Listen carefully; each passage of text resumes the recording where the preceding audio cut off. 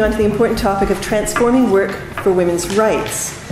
This is, of course, a topic at the heart of the work of the ILO, where I work, and has been given a renewed impetus in that context by our Director General in the Women at Work ILO Centenary Initiative. So these kinds of discussions and debates are very much what we're doing at the ILO and what we want to continue moving forward as the ILO becomes 100 years old in 2019. Do we need a new blueprint for action for women in the world of work? And if we do, we certainly need to start thinking about that now. And I think this is a great opportunity to have some of those reflections. It was interesting, Shahara said this morning, when we're linking human rights with women's rights, it's a struggle within a struggle. And I thought immediately, well, when we're linking human rights with women's rights, with labor rights, it's a struggle within a struggle within a struggle. Because we're always having to make the point that labor rights are human rights. And sometimes we're treated a little bit that they're secondary, they don't have, it's not the same as the covenant, it's not the same as CEDAW. But of course, in international law, labor rights do have that same status, international labor conventions. And when we're talking about the world of work and we're talking about women's rights, we're talking about issues of non-discrimination. We're talking about issues of equal pay. We're talking about maternity protection, all of these things which are very much part of the ILO's mandate. So why do we think that when we talk about substantive equality for women, we should be talking about the world of work?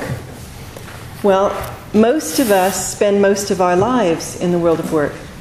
So if we don't deal with the discrimination, with the disadvantage in the world of work, we're losing an enormous part of our lives, of what we do, what gives us recognition, how we get income security.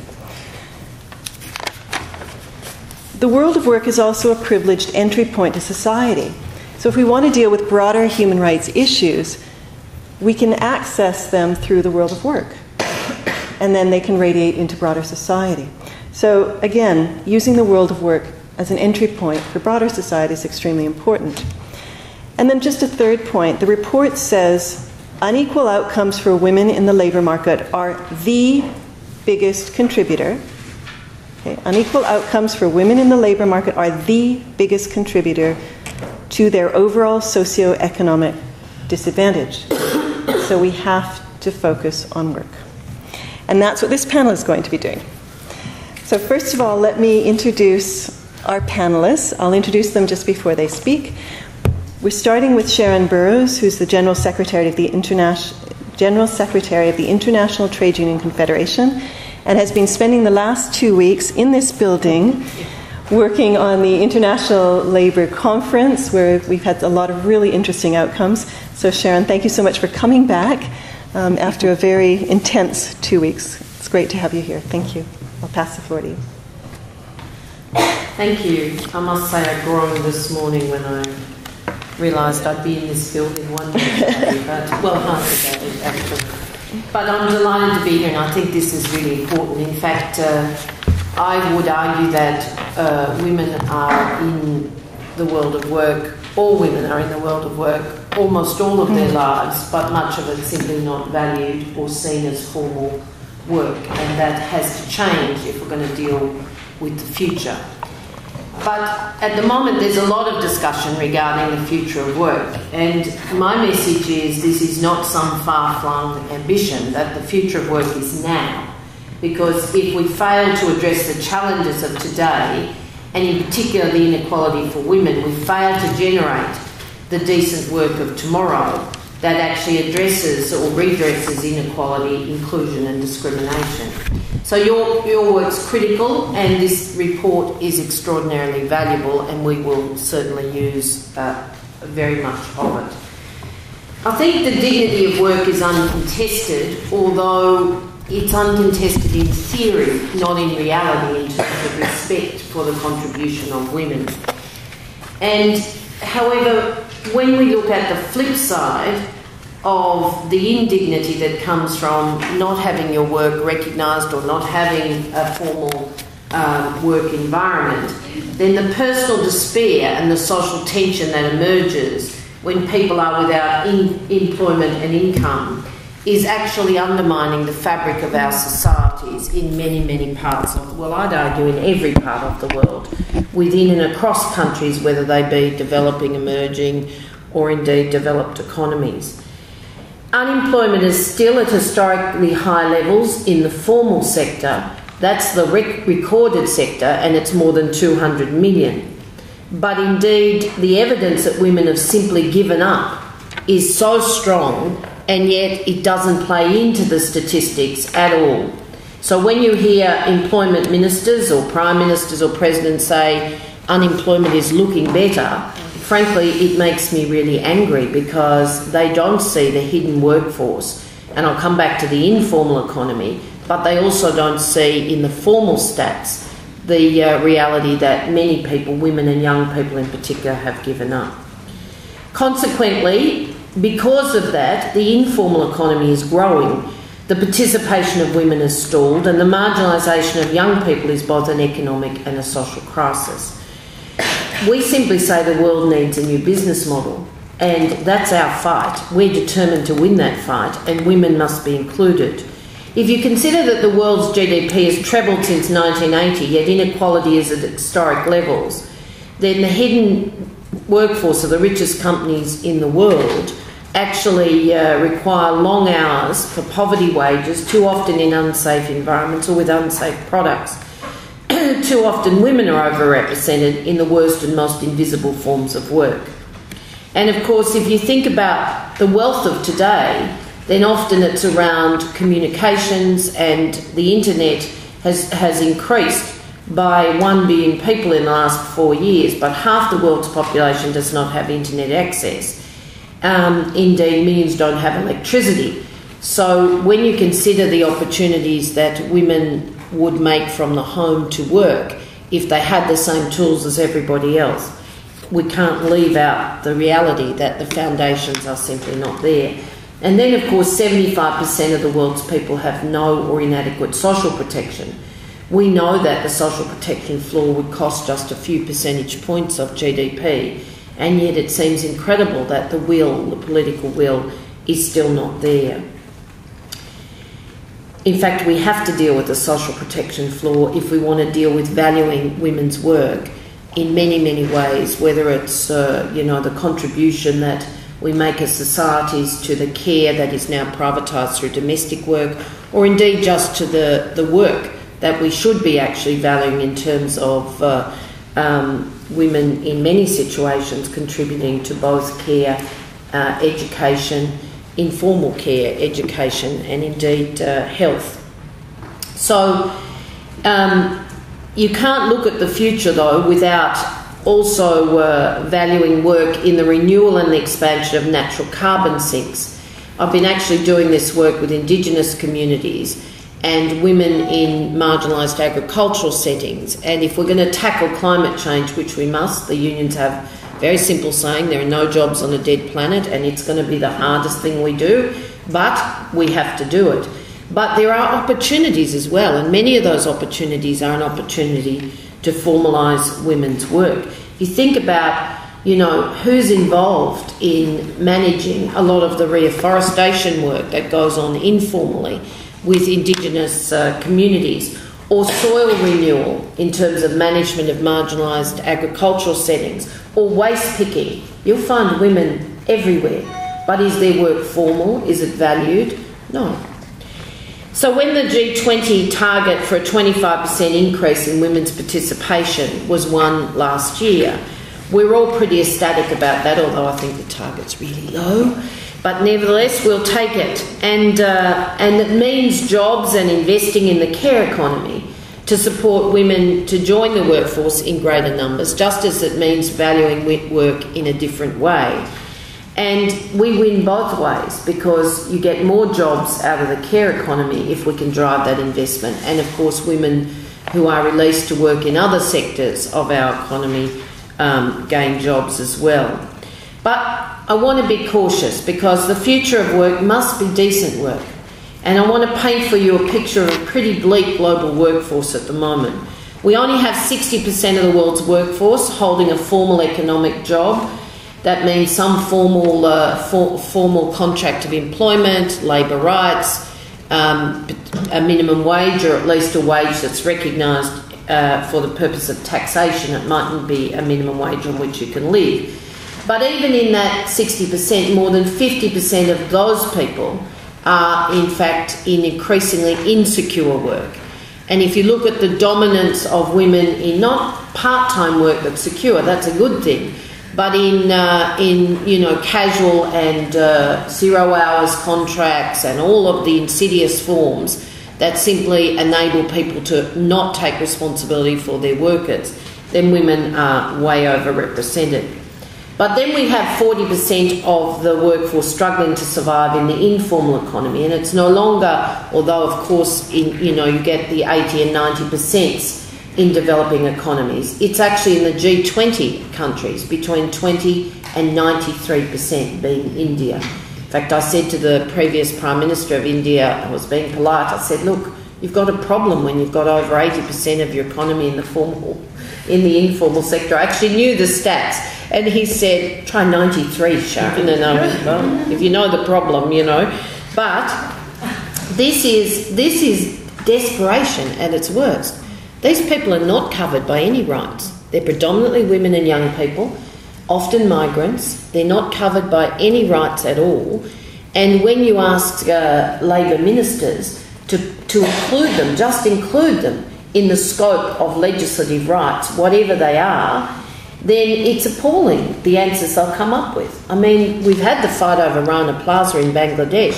Can I tell you, there are hundreds of thousands of women trapped in the EPZs in Bangladesh with no rights, none.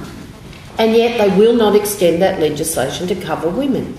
So that's fundamental. First of all, if they're in the informal economy, they have no rights. They have no social protection, if it exists, and they certainly have no minimum wages.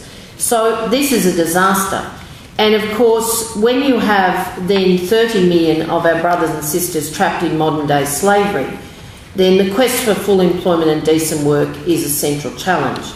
And while my work has focused on trying to change the kafala system in the Gulf states, again, can I tell you, as much as my heart bleeds for the people I meet in and out of the labour camps where they live in squalor and they work in extreme heat under extraordinary conditions and they're trapped because you're owned by another human being.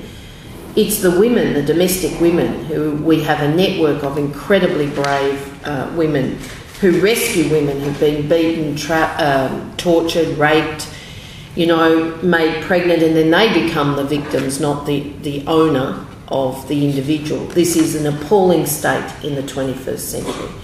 And then I don't want to deny the fact that we are very worried about the increase, not the decrease, the increase in child brides. I mean, this is young women bought for their services. It's forced labour. There's no doubt about that, and we need to figure out what we're going to do to raise the visibility of that. So migration, domestic work, the challenge of violence against women. I don't want to tell you that domestic work's a good news story. We've formalised the jobs of more than 20 million women, thankfully, thanks to the Domestic Workers Convention. But it's the same fight for us to get up a discussion at the ILO, can I say, about the challenge of violence against women. And yet, again, the stats show us it's increasing. And some of the things we thought we'd won, even in developed economies, with sexual harassment in the workplace and procedures and legislation, all the stats are heading in the wrong direction. And so I want to simply finish by saying to you, globalisation has changed our world, but it's not delivered rights for workers or safe and secure work for too many. With global supply chains now accounting for 60% of global trade, it's simply an exploitative model that is fueling inequality. It's failing to pay minimum living wages, denying fundamental rights and holding back development. I want to leave you with this image. Rena, a woman I met 3 weeks ago in the Philippines. She cried, I cried, when she described the one thing that she would want to change. It would be her right to say no to forced overtime, because she can't tell her 12-year-old son, who she's very worried about in the context of his safety at 12 years in the Philippines, seen to be a man but not quite a man, she can't tell him if she'll cook him a meal at night or even if she'll be home. And she doesn't have the support to make the difference from family and friends. So I will say to you that CSR, corporate social responsibility, it's now an $80 billion industry, and I'm sorry, it's failed. My blood boils when I hear someone come at me with another corporate social responsibility project. We need the rule of law. That model is corrupting business, and good business doesn't like it, I can tell you. We need the rule of law. It requires legislation. It requires judicial systems that are based on rights. I'm delighted that we got an informal economy standard here at the ILO the last 2 weeks. We now need to organise around it, but that's a good news story. So we need the labour market institutions that people have let run down. Minimum wages, social protection, collective bargaining. These are the tools with rights, legislative rights and the rule of law that allows us to turn this around. The G7 and the G20 have the model of supply chain, women's participation, other issues on their agenda. We need to make it a reality. Thank you very much, Sharon, and also for reminding us that there's now a new international recommendation on formalizing the informal economy as of last week. So I think that speaks to the first question that's on the screen there. You also talked about the fact that work is becoming less stable, less secure, less predictable. We have stubborn obstacles to gender equality, but in an increasingly unpredictable world. So the goalposts are moving, and I think that's part of our challenge as well, is how do we deal with that. We also, next year in the International Labour Conference, will have a discussion on global supply chains. I think these issues will be very much present in that discussion. Thank you very much. Now I'm going to move to Valeria Esquivel, who's the Gender and Development Research Coordinator at UNRISD. Thank you. And we know her well as she has opened this whole meeting. Yeah, and hope to behave now that I have the mic on this side and not being a chair. The Progress of the World's Women report gives a lot of food for thought on the pathways to transform economies and societies to make them bring about substantive equality for women. I would like first to commend the authors of the report and those who produce background papers, many here, silently, but here, for this excellent and timely report. In focusing on transforming work for women's rights, Chapter 2 articulates the two sides of the coin of work: paid work and unpaid care and domestic work from a human rights perspective. The ILO has for long taken this perspective on employment, and UNWomen and UNRISD have strongly articulated a social justice perspective on care. But rightly so, the report puts the two together.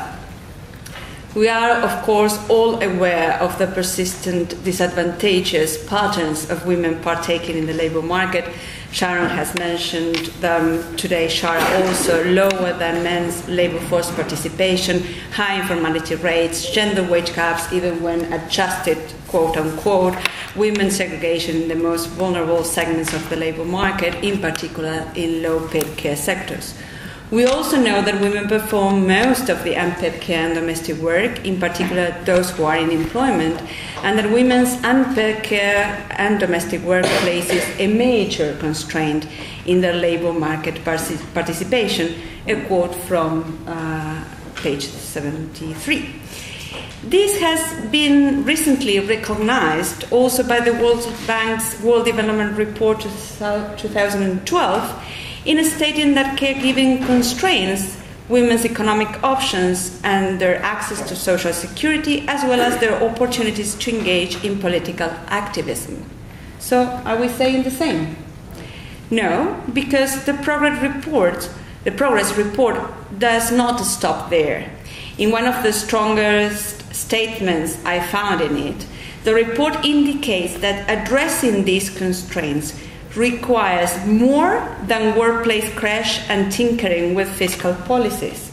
As long as labour markets continue to operate based on expectations of uninterrupted, lifelong and full-time employment, the so-called ideal worker assumption, I might add, those who carry the bulk of unpaid care and domestic work will be inevitably penalized.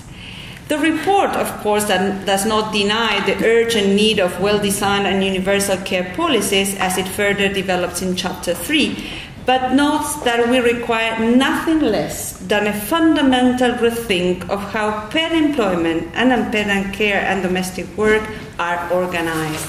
So the fundamental rethink comprises a transformative approach to care on the one hand and the full realization of the decent work agenda on the other, and I will develop those two.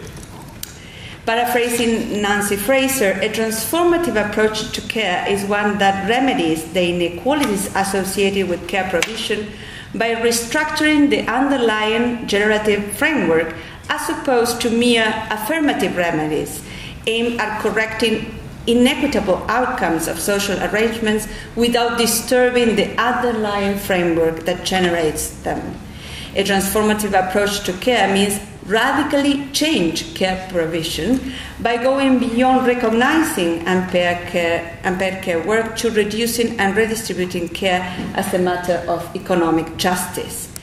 Indeed, reclaiming unpaid care work within the economic realm from an economic justice perspective, one that the report fully endorses, means completing the task left uncompleted by the Beijing Platform for Action by confining in 20 years ago the measurement and valuation of unpaid care work only to recognition, that is to say, cultural justice.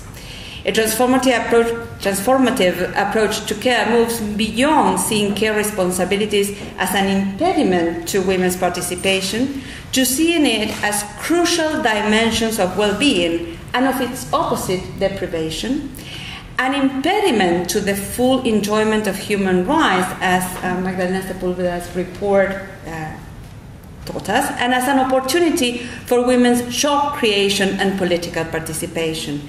Let me elaborate briefly on the three elements of this transformative agenda, what we call the triple R framework: recognition, reduction, and redistribution. And, well, yeah, we've been recognizing care for long, and in fact that was the framework in Beijing. But recognizing care, I would say in short, is not taking care for granted, as if it was there and will always be. Taking care seriously means understanding the whole of its contribution to human development, of course, but without losing sight of who is making those contributions. Recognition means understanding the social norms and gender stereotypes that make women the primary providers of unpaid care work should change. In terms of reduction, it is a matter of injustice that the costs of providing care fall disproportionately on women, particularly on poor women.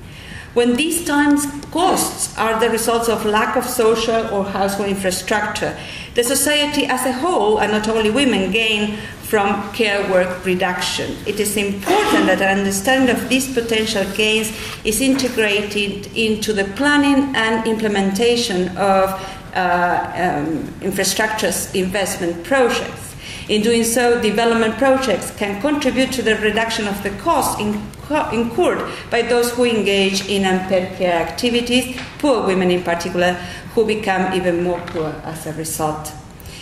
And last but not least, the redistribution of care work. And this redistribution might take place within households, for example, between women and men, or within the society as a whole through the development of policies supporting the provision of or access to care services. Redistributing care provision between women and men within households challenges the gender stereotypes that associate care with femininity. However, and this I would emphasize, focusing action on redistribution of unpaid care work only at the household level overlooks family contexts in which the redistribution of responsibilities is not possible, because there is no other adult to share with them with, for example, or in which the care burden is so high that even if it is equally shared, the care needs are not met. For this reason, redistributing care means taking action beyond households. As the report states it, responsibilities for unpaid care and domestic work need to be more evenly distributed between women and men and between households and the society, a strong finding from that echoes UNRISD project, the political and social economy of care. But redistribution of unpaid care and domestic work is only going to happen if paid work is also redistributed, which brings us back to the decent work agenda.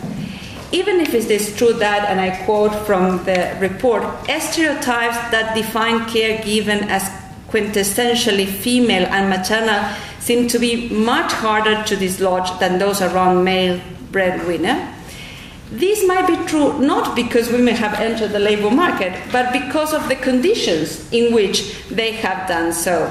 Indeed, as long as gender wage gaps and labour opportunity gaps persist, the opportunity cost for women to assume unpaid care roles will remain lower than for men. And this makes it economically rational, quote unquote, for families and households to maintain a male breadwinner female care arrangement. So things feed one to the other, or in the other. At the very end of chapter 2, the report states that even if the agenda for change outlined in this chapter was fully implemented, social protection and public services are needed to guarantee the full range of rights, whether women participate in paid work or not. Yet, the particular mix of social transfers as social services, their design and coverage, has also effects on the way labour markets operate, further reinforcing women's disadvantages in partaking in it. But I leave that discussion to the floor and the next panel. Thank you very much. Thank you very much, Valeria. You've made it very clear, this inextricable link between how we value the work women do in the labour market and the need to value and support the care that the care responsibilities more broadly. And thank you for bringing out that cycle. You know, when we talk about recognize, reward, redistribute care work, it makes me think of my son coming home from school with his reduce, reuse, recycle. Now, in terms of how we're going to keep the planet clean and we're going to recycle our goods. Now, all the school kids in his school know that. They know about reduce, reuse, recycle. Why don't we get into their heads and into the schools, recognize, reward, redistribute? Why don't we make that the next mantra for the school? And I think it would be very helpful moving forward. So thank you for bringing that forward. Now I'm going to pass the floor to Lenny Wendland, who's the head of the Business and Human Rights team at the Office of the High Commissioner for Human Rights. Thank you, Lenny. I think both in reading chapter 2 and also very much what we heard earlier, I think the issue of the rights of women in the workplace is very much linked to global policy issues. I mean, these are not, as much as they play themselves out really at the factory floor, many of the issues, but they really, the conditions depend a lot on what is the global economic architecture, and they also play themselves out or arise as a result of issues that happen very much outside the workplace. So I think that the report illustrates very much how the sort of the interrelationship between what is experienced as an individual woman in the formal or indeed in the informal economy as a result of or partly as a result of also these broader policy issues that can be quite daunting when you're looking at what are the policy responses to these, because at the one hand you have the urgent need to address very specific and concrete problems to address that specific situation.